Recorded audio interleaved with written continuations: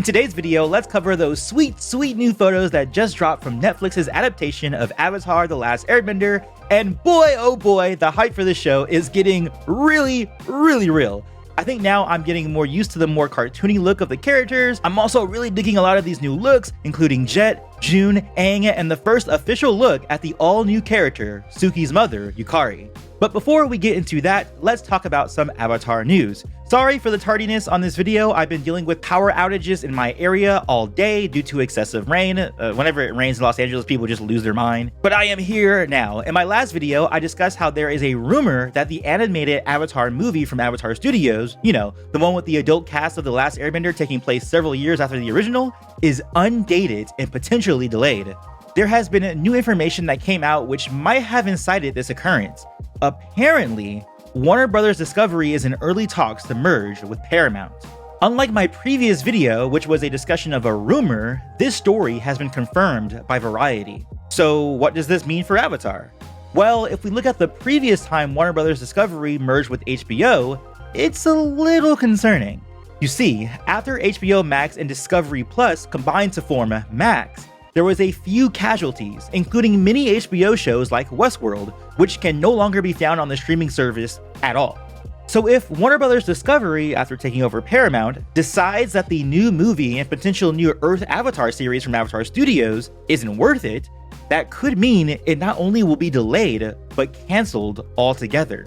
Now, I don't believe this is the case. Netflix has been a great success from having The Last Airbender and The Legend of Korra on its platform, and we're about to discuss those fantastic new set photos, so I do not believe a merger would negatively impact anything from Avatar Studios necessarily.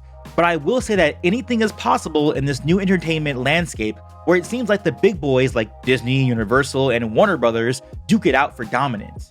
I just hope that Avatar doesn't become a casualty of war as a result. So keep an eye out for that. Now, let's transition to the Netflix update. Before we dive into these new photos, including the sweet look at June the Bounty Hunter, the showrunner, Albert Kim, had some words about the original film adaptation of the series. In an exclusive interview with Entertainment Weekly, Albert Kim says, quote, "I never watched the Shyamalan movie. There was a period of time where I thought I should watch it, but then I thought, I really don't want to see those images in my head as I start to go forward with our own version of this project. So I avoided it purposefully. Now, that's not to say I hadn't heard the criticisms of it. So for those who have been living under a rock or are new to the fandom, many of those criticisms of the series included the casting of white actors for Asian and indigenous characters, notably Nicola Peltz as Katara and Jackson Rathbone as Sokka, along with concerns over the quality of the visual effects.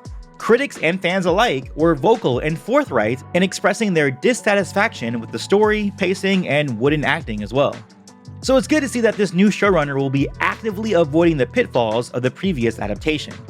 Now let's move on to these gorgeous images from Netflix. First up, we have our first look at Suki and her mother Yukari. Now some of you might be scratching your head at this second character, and you'd be right. Suki's mother is entirely a new addition to the show, as she'll be replacing the role of the mayor from the original. This makes sense to me since the Kyoshi warriors are an all-female clan, so having the original male role changed over to Suki's mother tracks with that. Again, I've said this before, but I am not a Suki stan and I always consider her to be a rather vanilla character. But I might be coming around to that thanks to the live-action version of this show.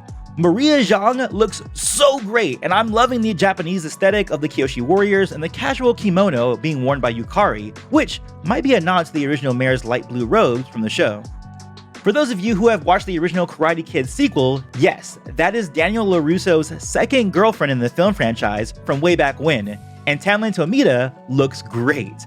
I still have minor critiques of the outfits overall though. For example, a lot of the material feels machine sewn instead of handmade, like this design on Suki's arm.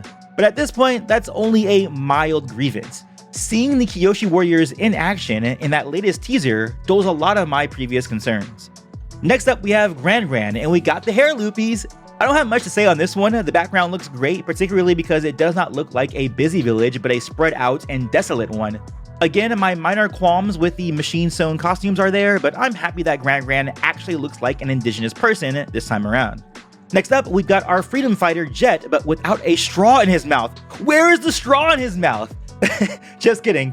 Jet does look good. I hope they keep his armor looking more makeshift though, as though he's been picking up these pieces from Fire Nation soldiers he's been defeating. Right now, it looks like his armor is more of a matching set instead. But they got the look and the bangs completely on point, and Sebastian Amoruso was well casted. Some fans have jokingly asked if Jet's, resolution would happen when he shows up in this book 1 adaptation.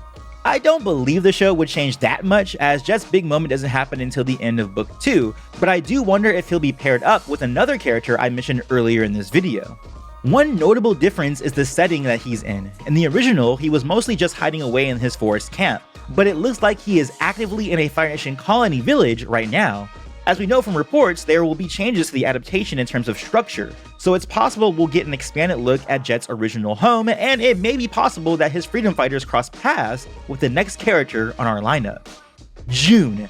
And oh my goodness, June looks utterly perfect. Even her costume, which has been a minor critique I've had for some of the other characters, looks great. Arden Cho looks like she jumped straight out of the cartoon and into the real world, down to her skull ornament on her head and her snake tattoo on her arm. We even get a small hint of June's shearshoe mount, which she uses to track down Avatar Aang by way of smell.